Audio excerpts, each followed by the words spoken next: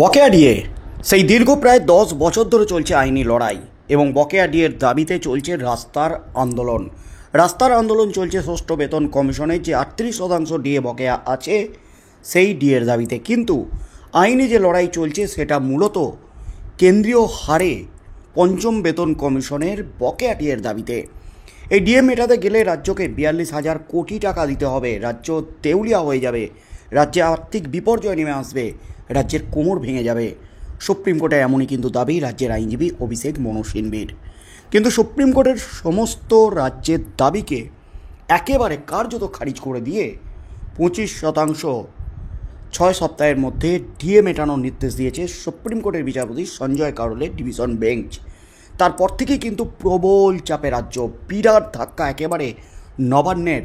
রাজ্যের আর্থিক এই পরিস্থিতির মাঝে যেখানে ভানেমা ভবানী অবস্থা, বিভিন্ন জনকল্যাণমূলক প্রকল্প চালাতে রাজ্যের কোটি কোটি টাকা খরচ হচ্ছে, সেই অর্থ জোগাড় করতে যেখানে হিমশিম খাচ্ছে রাজ্য, যেখানে রাজ্যের ঋণের বোঝা দিন দিন বেড়েই চলেছে, সেখানে প্রায় 10,000 কোটি টাকার মতো ডিএ মেটাতে টাকা কোথায় পাবে 6 সপ্তাহের মধ্যে? এই নিয়ে যখন প্রশ্ন উঠে গেছে এবং রাজনৈতিক মহলে যখন একটা কানাঘুষো চলছে, ঠিক সেই মুহূর্তে আর চুপ থাকতে পারলেন না। অবশেষে মুখ খুললেন রাজ্যের মুখ্যমন্ত্রী মমতা ব্যানার্জি। সুপ্রিম কোর্টের যে 25% ডিএ মেটানোর নির্দেশ, সেই নির্দেশ নিয়ে অবশেষে মুখ খুলি বিস্ফোরক মুখ্যমন্ত্রী মমতা ব্যানার্জি। অবশেষে অবস্থান স্পষ্ট করলেন মুখ্যমন্ত্রী মমতা ব্যানার্জি। এখানে আইনজীবী রাজ্যে দাবিটা করছিল রাজ্যের কাছে দুটি রাস্তা খোলা আছে, হয় সুপ্রিম কোর্টের নির্দেশের বিরোধিতা করে সুপ্রিম কোর্টে রিভিউ পিটিশন দাখিল করবে রাজ্য, তা না হলে লক্ষ্মীর ভাণ্ডার থেকে শুরু করে একাধিক যে প্রকল্প চলছে, জনকল্যাণমূলক প্রকল্প, ইমাম ভাতা, পুরোহিত ভাতা থেকে শুরু করে দুর্গা পুজোয় যে ভাতা দেওয়া হয়, দুর্গা পুজোর যে ক্লাবগুলিকে টাকা দেওয়া হয়, অনুদান দেওয়া হয়, সেই অনুদান বন্ধ করে, সেই অনুদানে কাটছাঁট করে রাজ্যের সরকারি কর্মচারীদের ডিএ মেটাবে রাজ্য। দুটি রাস্তার মধ্যে প্রথম রাস্তাটি সুপ্রিম কোর্টে রিভিউ পিটিশন দাখিল করা। কিন্তু আইনজীবীদের যেটা মতামত, রাজ্যের কিন্তু এক্ষেত্রে হাত পা বাঁধা, কারণ সুপ্রিম কোর্ট হাত পা বেঁধে দিয়েছে।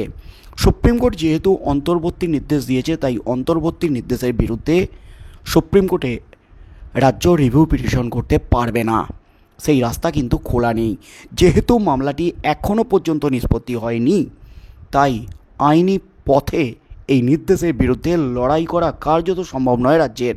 তাই সুপ্রিম কোর্ট অবমাননার হাত থেকে বাঁচতে হলে 6 সপ্তাহের মধ্যে রাজ্যকে এই 25% ডিএ মিটিয়ে দিতেই হবে। পরবর্তী পর্যায়ে সুপ্রিম কোর্ট 100% ডিএ মিটিয়ে দেওয়ার ফাইনাল নির্দেশ দিলে তখন রাজ্য রিভিউ পিটিশন করতে পারে, কিন্তু তার আগে রাজ্যের কাছে কোনো রাস্তা খোলা নেই। যখন মুখ্যমন্ত্রী কী বার্তা দেন এই ডিএ মেটানো নিয়ে, কী নির্দেশ দেন সুপ্রিম কোর্টের নির্দেশের পর ডিএ মেটানো নিয়ে রাজ্যের মুখ্যমন্ত্রী মমতা ব্যানার্জি, যেখানে রাজ্যের অর্থ প্রতিমন্ত্রী চন্দ্রিমা ভট্টাচার্য তিনি নিজের অবস্থান স্পষ্ট করে দিয়েছেন। যা বলার মুখ্যমন্ত্রী মমতা ব্যানার্জি বলবেন সুপ্রিম কোর্টের অর্ডার কপি হাতে পাওয়ার পর। অবশেষে সুপ্রিম কোর্টের অর্ডার কপি দুদিন আগেই কিন্তু আপলোড হয়ে গেছে ওয়েবসাইটে।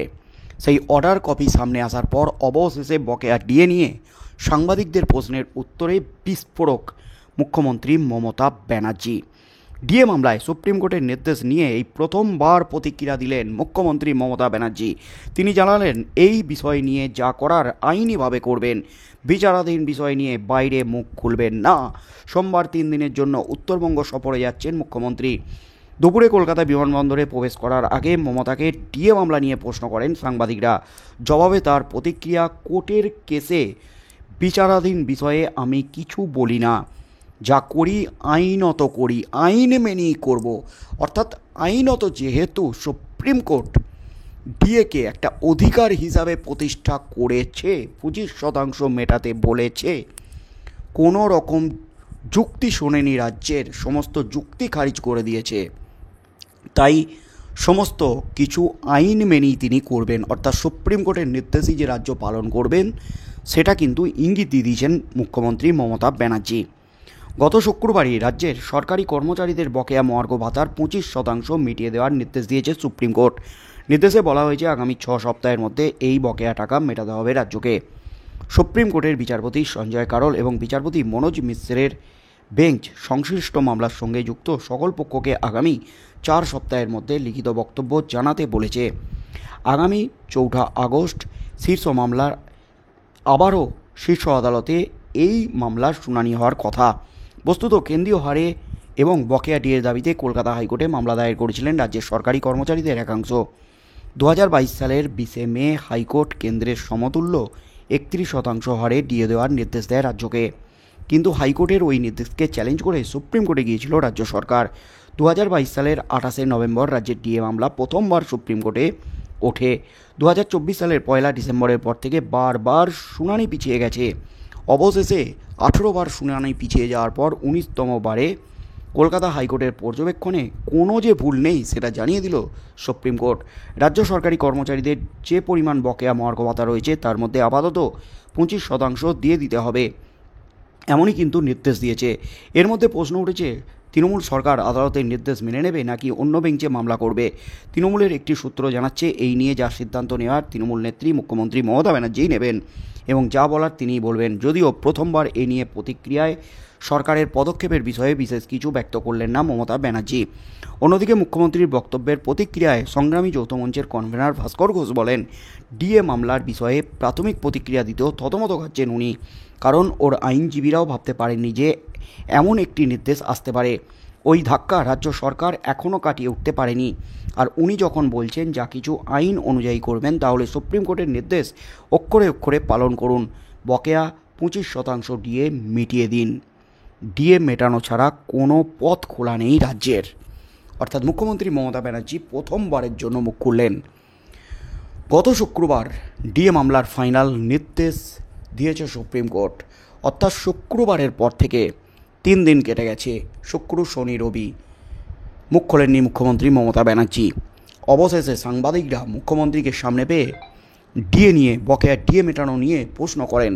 সেই নিয়েই কিন্তু সরকারের অবস্থান স্পষ্ট করে দিলেন রাজ্যের মুখ্যমন্ত্রী মমতা ব্যানার্জি।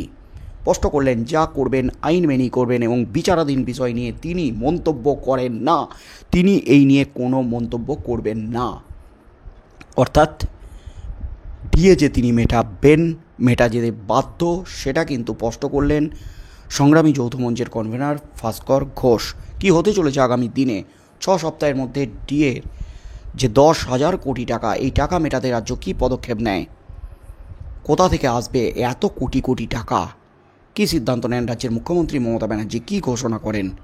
সেদিকেই চোখ থাকবে গোটা রাজ্যের।